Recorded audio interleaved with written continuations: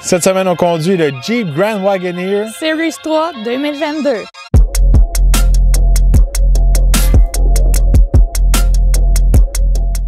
Pour 2022, le Jeep Grand Wagoneer est de retour, un modèle qui était très populaire, surtout aux États-Unis, durant les années de 1962 jusqu'à 1991. En 1992, a été remplacé par le très populaire Grand Cherokee.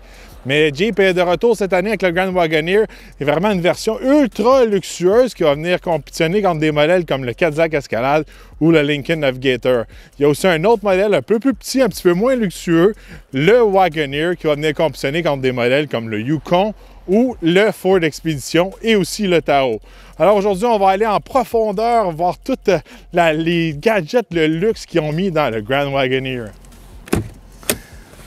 Sous le capot, on retrouve un V8 de 6,4 litres Hemi, un 392. Habituellement, c'est un moteur qui est réservé au modèle SRT chez Dodge, qu'on peut retrouver dans un Durango SRT, un Jeep SRT, etc.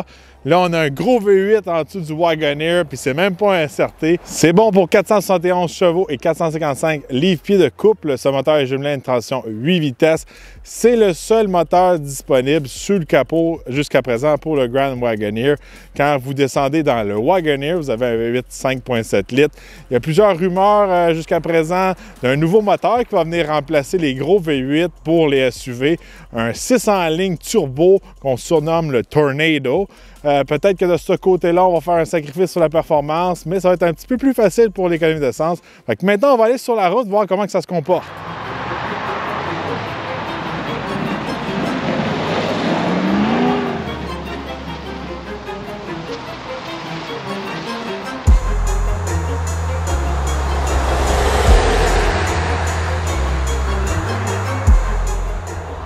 Bon, maintenant, on va tester l'accélération. Bon, gros V8, 392 en dessous du capot, ça devrait faire la différence. Compétitionne contre le 8, 6,2 litres de l'Escalade ou le EcoBoost HO du Lincoln Navigator. C'est des moteurs qui performent bien. Ils font environ le 0-100 en 6 secondes. Donc on va voir qu'est-ce qu'il y a dans le ventre. T'es prête? Oui.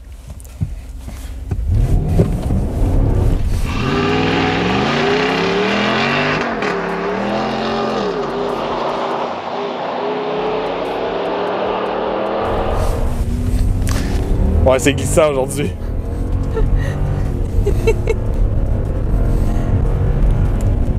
OK. Ouais, c'était un petit peu wild là. Aujourd'hui, c'est pas les meilleures conditions. On va vous dire, il fait quand même moins 25 dehors. Là. Ouais. Donc, on n'a aucune traction. Ça a quand même décollé. Ouais. Sur papier, ça donne quoi le 0-100 quand c'est pas moins 25 dehors? Là? On peut faire le 0 à 100 en 5,8 secondes et le quart de mille en 14,1 secondes. Donc, plus rapide que la Lincoln et l'Escalade. Fait qu'on le voit vraiment que ça a beaucoup de jus. Ça semble pas être le V8 conventionnel. Comment je pourrais dire? Quand on conduit un Escalade, c'est vraiment un V8 qu'on retrouve comme dans un pick-up, dans un 1500 Denali, etc. Dans le Lincoln, c'est vraiment le HO qu'on retrouve dans le Raptor. C'est plus performance, mais ça reste quand même un V6. Là, on a un gros V8, du gros son aussi. Ouais, aussi, hein? C'est surprenant. Oh, et ça crie comme un Durango 392 ou un Jeep SRT8. Quand on a conduit le véhicule cette semaine, côté confort, on se sent quand même bien confortable parce qu'on a une suspension à l'air. Mais par contre, je me sens un peu plus haut. On dirait que ça fait une conduite un peu plus bateau que le Lincoln ou l'Escalade. Peut-être ça l'aide un peu quand on passe dans les bancs de neige côté plus hors route, mais pour le reste, il y a une bonne différence côté tenue de route. Ouais, la suspension est ajustable, elle monte et elle descend, des choses qu'on retrouve sur l'Escalade. Toujours un plus pour l'Escalade, on a une suspension magnétique en plus d'avoir une suspension à l'air qui vient vraiment planter le véhicule au sol. On a une suspension indépendante, c'est un peu un nouveau pour la marque un peu Jeep, Ram, Dodge, tout ça. C'est la première fois qu'on retrouve ça sur ces produits-là. De ce côté-là aussi, regardez, le Grand Wagoneer est littéralement fait sur une plateforme de Ram 1500. Si vous n'êtes pas au courant, il n'y a rien de magique parce que c'est un Grand Wagoneer. C'est quand même une plateforme de pick-up. Je trouve que côté tenue de route, il est beaucoup plus bateau, comme tu dis, que l'Escalade. L'Escalade va bien tenir la route, plus confortable que le Lincoln Navigator à cause qu'on a une suspension à l'air. Mais encore une fois, il est haut sur la route. Oui, il peut descendre puis monter, mais nous, on conduit un Yukon Denali qui est similaire à une Escalade tous les jours. C'est notre véhicule personnel. Puis on est plus haut. On dirait que dans le Yukon, on est comme plus bas du sol, sans vraiment avoir un sacrifice côté hors route. Mais on voit que quand on joue vite avec le volant, on veut éviter quelque chose, on voit que le véhicule, il balance comme ça, ou il joue comme ça. Fait que si vous êtes un peu picky sur la tenue de route, vous allez être un petit peu plus déçu avec le Grand Wagoneer. Oui, exactement. Pour le design extérieur, on reconnaît facilement que c'est un Grand Wagoneer, que c'est un produit de Jeep. Il y a la même façade que le Wagoneer ou le Jeep Grand Cherokee. C'est très similaire. La différence avec le Grand Wagoneer versus le Wagoneer, si on regarde de face, c'est que dans le Grand Wagoneer, c'est écrit dans la grille. Et pour le Wagoneer, il est écrit sur le capot. Une différence que j'ai remarquée. Bon, il y a des finitions plus luxueuses. Il faut vraiment être de proche pour voir la différence de luxe. Comme je pourrais dire que côté look, ça va pas être marquant comme un Escalade ou un Navigator. C'est quand même un Jeep. Faut le dire, côté design, surtout au Canada, la marque Grand Wagoneer n'a pas la réputation qu'elle a aux États-Unis. Aux États-Unis, c'est un véhicule qui était réputé pour avoir des capacités en route pour amener les gens. C'était un petit peu genre le véhicule qu'on avait pour aller au chalet. Puis c'était luxueux, mais quand même, notre autre véhicule qu'on avait à Aspen, on avait une Lambo ou une Porsche. C'est un peu ce feeling-là qu'ils veulent aller chercher en ramenant la marque Grand Wagoneer. Quelque chose que si on est plus jeune, de ce côté-là, on n'a pas un peu l'œil de tout ça, du Grand Wagoneer. On va voir une Escalade, on va dire « Oh, ça c'est une Escalade, ça c'est un Navigator, c'est des véhicules qui coûtent cher. » Là, avec le look, comme tu dis, qui est très semblable aux autres, là, c'est peut-être qu'on vient moins chercher l'œil de Monsieur Tout-le-Monde côté luxe et impact. Mais quand on s'approche du véhicule, on remarque beaucoup de trucs. Oui, il y a beaucoup de choses. Il n'y a aucun logo Jeep pour commencer. C'est toutes des petites inscriptions Grand Wagoneer cachées un peu partout. On a une différence au Canada, hein? Toi, tu as remarqué ça, là? Oui. Il y a un logo, en fait, sur le camion. Il est minuscule, il est en dessous du miroir. Il faut vraiment le trouver. Puis aussi, la différence, comme tu dis, au Canada, on a enlevé les fameux flags USA, les drapeaux USA. Quand on a un modèle américain, on va avoir des drapeaux américains un peu partout. Pour le Canada, pas de drapeau américain. C'est quelque chose qu'on a éliminé.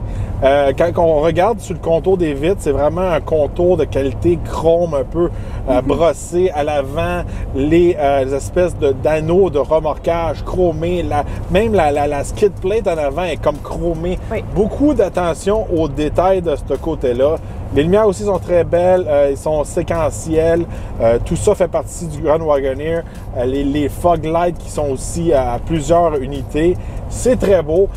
Encore une fois, moi je trouve, personnellement, le véhicule en vidéo ou en photo, il n'est pas impressionnant. Non, ça lui rend pas justice. On a aussi le toit d'une couleur différente aussi. Oui, ça vient comme ça. On peut aussi l'enlever si on n'aime pas l'autre couleur. Moi, j'aime ça. Moi aussi. Puis si on n'aime pas le chrome, il y a aussi une version Obsidian qui vient tout noir. Je ne l'ai pas vu encore, mais je suis sûr que nous qui est très fans de tout noir, on aimerait ça. Si on se rappelle bien, dans le passé, il y avait un modèle de Grand Wagoneer qui était en bois à l'extérieur. Là, on retrouve plus ça pour le modèle en 2022, mais on le retrouve à l'intérieur. En dedans, c'est vraiment luxueux. C'est tout du vrai bois. On peut changer la couleur. On a regardé un peu sur le site. Là. Moi, c'est rare que j'aime ça, mais là, je trouve que dans le véhicule, puis la touche de bois qu'ils ont mis, j'aime vraiment ça. Il y a beaucoup de gloss, on retrouve beaucoup de couture, le toit comme en Suède. T'sais. On retrouve beaucoup de luxe à l'intérieur. Quand on s'assoit dedans, on comprend qu'ils compétitionnent contre le Cadillac et le Lincoln. Il y a beaucoup d'attention aux détails, même dans des petits coins qu'on ne s'attend pas. Les poignées ici qu'on retrouve sont toutes brodées, puis sont au complet. C'est pas comme dans un Ram Limited qu'on a mis juste un espèce de cover sur la poignée. La poignée est toute brodée. Même alentour de où on démarre le moteur, c'est brodé, puis c'est enveloppé de cuir. Les trappes d'aération un peu en style métal, il y a un peu de bronze dedans. Encore une fois, aucun logo Jeep, même sur le volant, on retrouve le logo Grand Wagoneer. Comme tu précisais, c'est un petit peu style Denali. Puis à chaque fois qu'on s'assoit dedans, on trouve tout le temps un nouveau gadget ou une petite touche fancy qu'on n'a pas remarqué au premier coup d'œil. Moi, plus que je passe de temps dans le véhicule, plus que je l'aime. Côté confort, on a des très bons sièges avec des ajustements dans la porte. Quelque chose qui est très important, surtout pour les clients de chez Lincoln, comme mon père. C'est quelque chose qu'ils regardent, c'est quelque chose que moi, nécessairement, je ne vais pas regarder, mais pour une clientèle qui aime ça, ajuster leur banc, l'avoir dans la porte, pas fouiller sur le côté du siège, c'est important pour une certaine clientèle. C'est ce qu'on retrouve ici dans le Grand Wagoneer. On peut ajuster les bancs de 1000 façons, comme dans le Navigator. Des fois, ça peut être un peu long à l'ajuster. Des fois, on a un peu trop de boss dans le dos. Mais c'est ça, une fois que quand on a configuré puis enregistré notre setup de siège, c'est des sièges qui sont très confortables. Si on passe à l'arrière, on a des bancs très confortables, des bancs de style capitaine avec une super console au centre. Ouais, on va se dire, les consoles autant en avant qu'à l'arrière, c'est style un peu Lincoln. On voit que ça a été inspiré de ça. Il faut se le dire, le Grand Wagoneer, il a regardé la compétition, puis ils ont essayé de faire mieux ou prendre les meilleurs morceaux de chacun, comme les contrôles dans la porte pour Lincoln, mais là, en arrière, on a fait un peu la console. Pour la deuxième rangée, la console, c'est très beau, c'est très fancy, tout ça. C'est sûr et certain que quand on opte pour la console au milieu, il faut faire un sacrifice sur le côté cargo. Mais côté espace, pour la deuxième rangée, c'est un des plus spacieux dans sa catégorie. Bon, maintenant, si on passe à la troisième rangée, c'est super facile pour avoir l'accès. Oui, on a juste un bouton à appuyer, le banc s'ouvre, c'est un des systèmes les plus faciles de tous les véhicules qu'on a eu à l'essai. Il y a beaucoup d'espace, un adulte peut facilement entrer à la troisième rangée et s'asseoir. Encore une fois, je pense que c'est un des véhicules les plus spacieux à la troisième rangée dans sa catégorie. En plus, on peut ajuster le banc pour le pencher un peu. On a nos propres trappes d'air qui sont vraiment sur le côté. On a nos porte-gobelets. Je pense qu'ils ont vraiment pensé aux personnes qui sont dans la troisième rangée. Souvent, être dans la troisième rangée, c'est un peu une punition quand on est dans le véhicule. Mais là, on est plus confortable. On n'a pas une espèce de trappe d'air au plafond. Des fois, il faut tout le temps faire un peu un sacrifice. Oui. Je trouve que dans le Grand Wagoneer, même si on est dans la dernière rangée, c'est quand même luxueux. Si on passe à la valise, encore une fois, c'est maintenant lui le champion côté cargo. Banc levé, banc couché, surtout si on enlève la console centrale à la deuxième rangée. C'est vraiment maintenant le véhicule de sa catégorie qui a le plus d'espace cargo. C'est sûr et certain que, logiquement, si vous pensez comme moi, vous voyez le Grand Wagoneer, puis vous voyez le Wagoneer, vous pensez que le Grand Wagoneer, c'est un peu la version plus longue d'un Wagoneer, mais c'est pas vrai, c'est une erreur, parce que ils disent chez Jeep que cette version-là, c'est la version courte. Il va y avoir une autre version allongée à venir. Alors, quand on le compare, il faut vraiment le comparer avec l'Escalade et aussi le Navigator, et non l'Escalade ESV puis le Navigator L. Fait que les longues versions, on peut penser qu'il y a vraiment le gabarit d'une longue version. Mais en fait, ils l'ont juste fait plus long que toutes les autres pour un peu gagner la guerre de l'espace intérieur. Il va y avoir un véhicule encore plus long que ça, une espèce de Super Grand Wagoneer qui va avoir encore plus de cargo, plus d'espace. Si on passe côté technologie, gadget, attachez votre tuque, le Grand Wagoneer est très équipé. Oui, on a au total 8 écrans dans le véhicule. C'est assez impressionnant. Moi, je m'attendais pas du tout à ça. Quand je me suis assise dans le véhicule, j'ai dit « Oh my God, il y a des écrans partout ». On va commencer par l'écran qui est la plus intrigante. C'est l'écran en avant de toi. Oui. C'est quelque chose de nouveau. Quand on rentre dans les escalades, Navigator, etc., BMW, Mercedes ont l'habitude d'avoir plein d'écrans. Mais un écran en avant de toi, ça, c'est nouveau. Oui, l'écran en avant de moi, avec l'angle qu'elle a, le chauffeur ne peut pas l'avoir. Je peux écouter Netflix dessus. Écoutez, je peux tout faire.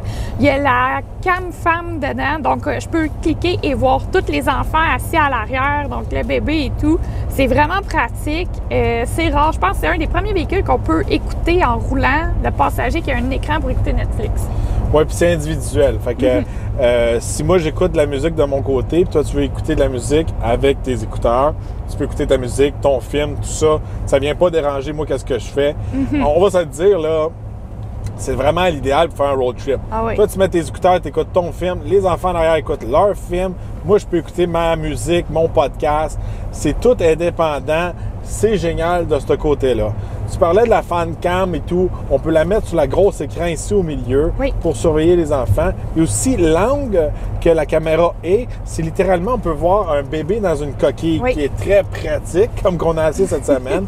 Si vous êtes old school, vous n'aimez pas les caméras, ici, on a un petit miroir, vraiment style autobus, avec un angle. Là, on peut voir les enfants dans notre miroir. C'est vraiment fait, pensé pour faire un road trip. Oui. Si on passe à l'écran central ici, on a Apple CarPlay sans fil, Android Auto, écran très clair, très rapide, facile à utiliser, caméra de très haute qualité aussi. Oui, puis qu'est-ce qui est le fun de cet écran-là? On n'a pas tout mis dans l'écran. On a gardé quand même des boutons, contrôler les sièges chauffants, climatisés, volant chauffant. On a gardé aussi des boutons pour la climatisation. Mais si on veut être fancy pour la climatisation, on a un autre écran. Oui, avec la deuxième écran, on peut contrôler la climatisation à l'avant et à l'arrière. On peut ajuster aussi nos bancs. On peut contrôler les massages de nos bancs. Vraiment un écran très complet. Qu'est-ce qui est cool de cet écran-là, qui est un peu style James Bond, que moi j'aime beaucoup, on peut la rétracter, puis à l'arrière, on a un chargeur sans fil et d'autres branchements. Donc on peut cacher des trucs en arrière de l'écran. Fait que si on ne connaît pas trop le Grand Wagoneer, on pense pas que c'est un compartiment caché. J'aime beaucoup ça. Puis on a un deuxième chargeur sans fil. Alors si on a deux téléphones, on en a un ici dans la console centrale pour recharger notre téléphone. Puis tous ces compartiments-là, on peut littéralement les fermer. Alors, ils sont vraiment faits pour 2022. Alors, si on a notre téléphone avec nous, on se fait arrêter par la police, ils checkent si on a un téléphone à vue. On peut tout cacher nos téléphones. C'est très bien pensé. Puis aussi, on a un autre gadget dans la console centrale. Oui, tu l'as testé avec ton portefeuille cette semaine.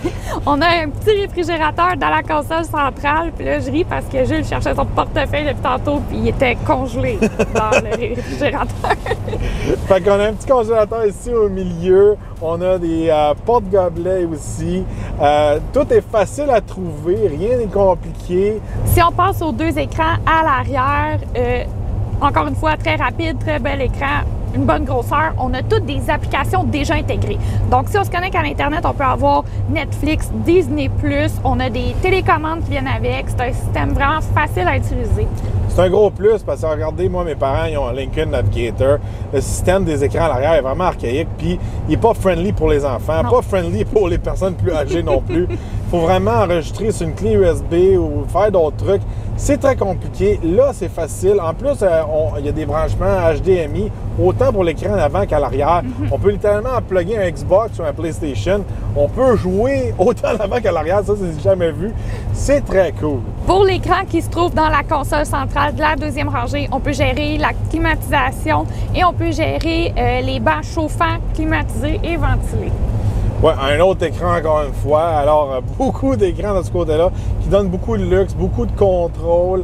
Fait que aussi, ça fait beau avoir un autre écran là. Ça fait un wow factor un peu dans la deuxième rangée.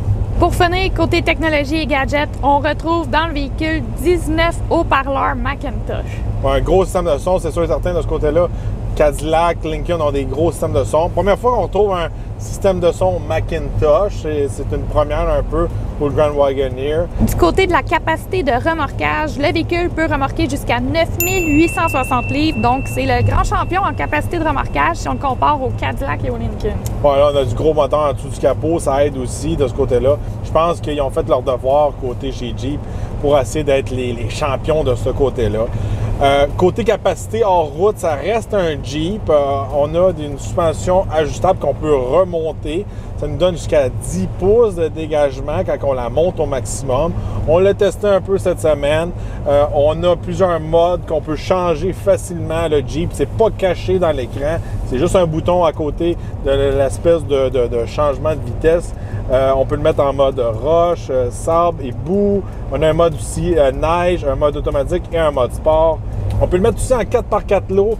Puis on a un limited slip differential à l'arrière. Fait que de ce côté-là, côté hors route, ça reste un Jeep. On a des bonnes capacités hors route. Puis c'est un gros plus aussi. On peut vraiment le lever un petit peu plus haut que toutes les autres, à mon avis, à moi. Quand on a testé l'escalade, on est capable de le remonter. Mais je pense que lui, il est un petit peu plus haut. Puis c'est un Jeep, on peut passer dans l'eau pour faire plein de trucs de Jeep. Et de ce côté-là, c'est très cool. Pour l'économie d'essence, on a fait environ du 16 litres au 100 km, route et autoroute combinées. C'est certain, il consomme plus que la compétition, mais on a un plus gros moteur, comme tu disais tout à l'heure. Ouais, là, on a du moteur SRT un peu en dessous du capot. Ça consomme, c'est pas une surprise. C'est un véhicule qui pèse presque 7000 livres. De ce côté-là, je pense que le Grand Wagoneer a opté plus pour la performance, le son, l'expérience de conduite que l'économie d'essence. C'est un peu le défaut du Grand Wagoneer, à mon avis, à moi. Le 6.2 litres est beaucoup plus économique. Le EcoBoost H-Show qu'on retrouve dans le Lincoln, encore plus économique.